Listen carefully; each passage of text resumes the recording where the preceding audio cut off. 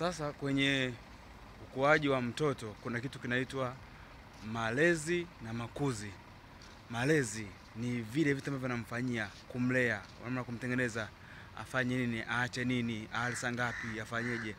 Malezi ambayo nampa. Makuzi, yani makuzi yanaenda kwenye makundi, vitu gani anafanya, ana kipaji gani, ana nini. Mzazi au mlezi ukishamkosea mtoto kwenye kitu kinaitwa makuzi na malezi, yani akienda kwenye jamii yoyote ile lazima atakuwa ni msumbufu, atakuwa ni mtu ambaye hawezi kutulia.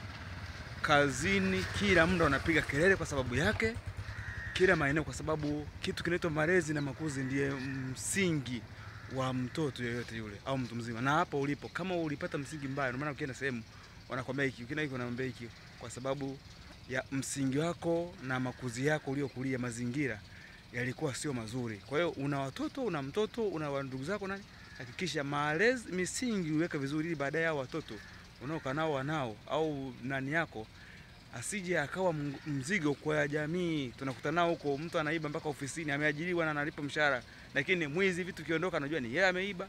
Kwa sababu ya nini? Ya hizo tabia ambazo jamani.